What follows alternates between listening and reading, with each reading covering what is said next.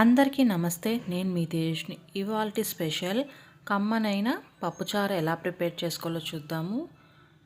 ఈ పప్పుచారు సింపుల్గా నేను చెప్పే విధంగా చేయండి, చాలా టేస్టీగా ఉంటుంది. మొత్తం అన్నం పప్పుచారుతోనే తినేస్తారు. ఇది ఉడుకుతున్న ఇల్లంతా గుమ్మగుమ్మలాడే వాసన వచ్చేస్తుందండి. అంత రుచిగా ఉంటుంది పప్పుచారు. ఒకసారి ట్రై చేయండి. ముందుగా నా ఛానల్ కొత్తగా ఎవరైనా చూస్తుంటే సబ్స్క్రైబ్ చేసుకోండి, అలాగే లైక్ చేయండి, షేర్ చేయండి. ఇక్కడ 1 కప్పు దాకా నేనైతే కందిపప్పును తీసుకొని ప్రెషర్ కుక్కర్లో వేసి బాగా వాష్ చేసేసి నీళ్ళు వంపేసి ఇక్కడ 1 కప్పుకు 3 కప్పులు నీళ్ళు అయితే వేసేసుకుంటున్నాను.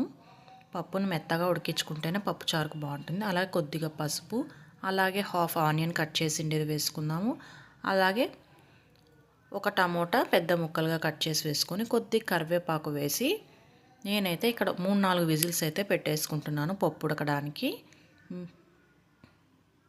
విజిల్ వచ్చి చల్లారిన తర్వాత పప్పు అయితే మెత్తగా ఉడికిపోయింది.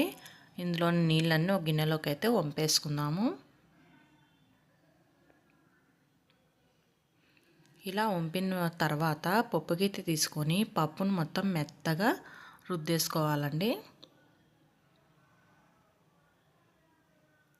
తర్వాత మనం దీనికి స్టవ్ ఆన్ చేసి కడాయిని అయితే పెట్టేసుకొని పోపు అయితే పెట్టేసుకుందాం. ఆయిల్ వేసుకొని అది వేడెక్కిన తర్వాత వెల్లుల్లి రెవ్వలు బాగా క్రష్ చేసి వేసుకోండి. అలాగే ఆవాలు, కొద్దిగా కరివేపాకు కూడా వేసేసుకుందాము.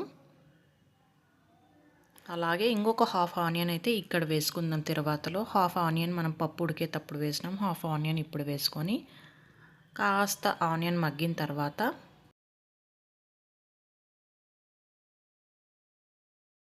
అలాగే ఒక 2 ఒట్టిమిరపకాయలు కట్ చేసి వేసుకోండి. అంతా ఒకసారి బాగా మిక్స్ చేసుకొని మనం ఇందాక రుద్ది పెట్టుకున్న పప్పునైతే ఇప్పుడు ఇందులోకి అయితే తిరువాతలోకి వేసేసుకుందాము.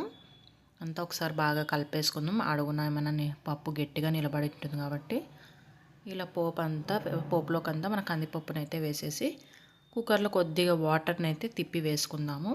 మీకు ఎంత వాటర్ కన్సిస్టెన్సీ కావాలో చిక్కదాన్ని బట్టి మీరు వాటర్ అయితే వేసుకోండి. పప్పు చారులోకి అయితే చివరగా ఇక్కడైతే చింతపండునైతే నేను వాటర్లో నానబెట్టేసుకున్నానండి. ఇది మెత్తగా స్మాష్ చేసి వేసేసుకోవడమే.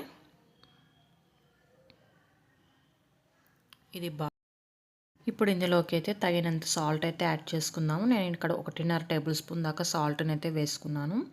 అలాగే తగినంత కారంని అయితే వేసేసుకోండి. అంతా ఒకసారి బాగా మిక్స్ చేసి ఇది బాగా మరిగేటప్పుడైతే మన పప్పుచారు అయితే ప్రిపేర్ అయిపోతుంది. కాస్త కొత్తిమీర కూడా యాడ్ చేసుకొని కట్ చేసుకొని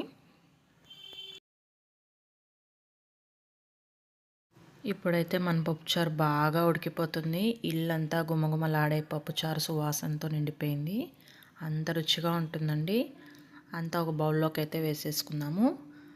అంతే అండి, మన టేస్టీ అయిన సింపుల్గా పప్పుచారు అయితే ప్రిపేర్ అయిపోయింది. మీలో ఎంతమందికి ఈ పప్పుచారు అంటే ఇష్టమో కామెంట్ సెక్షన్లో అయితే తెలియజేయండి. అలాగే వీడియో చూసి లైక్ చేయండి, షేర్ చేయండి, ఛానల్ సబ్స్క్రైబ్ చేసుకోండి. Thank you so much for watching this video.